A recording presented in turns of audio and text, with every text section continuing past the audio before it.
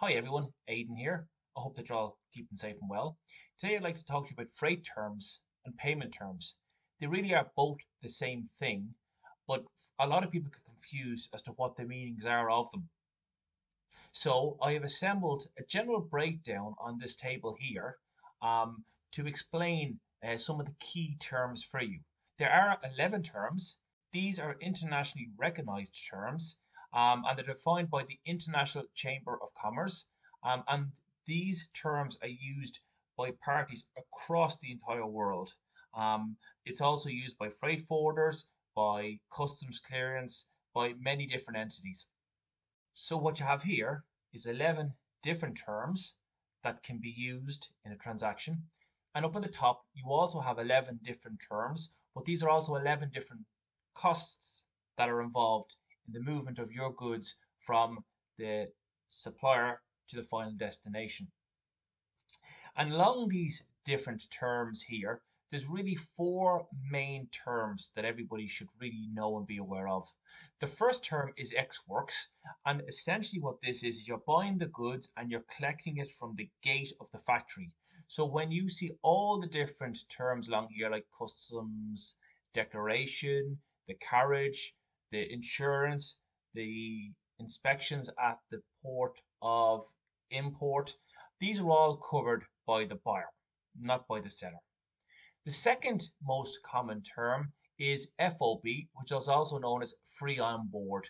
And essentially, here is when you agree a price with their seller, they're going to bring the products to the port and have it ready to be loaded on the ship of the port.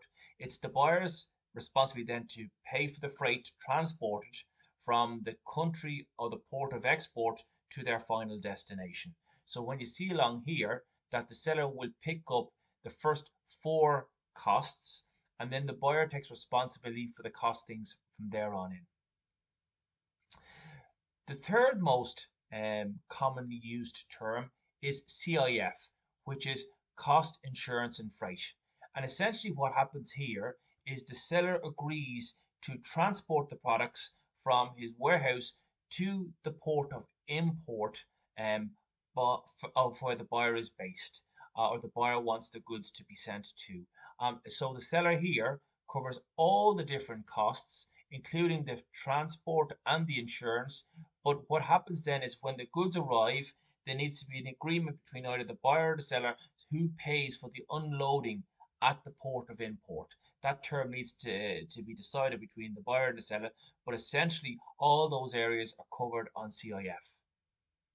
And the fourth and final most popular term is DDP, which is delivery duty paid.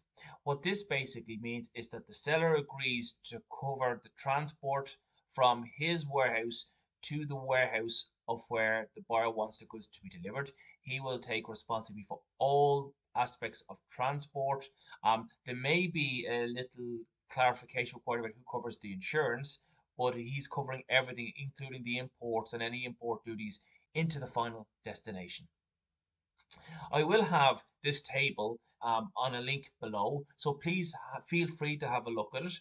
It's a very useful one, and it's very important to keep yourself informed in this. Knowing these terms is really useful if you are looking to do some price negotiations. As I mentioned in a previous blog and a previous video, it's important to try and get the Ex Works price from a supplier and the FOB and even perhaps the DDP as well. And this will allow you then to understand what the costings is in those different areas and see if you can bring any value by perhaps doing it yourself or perhaps having the supplier do it.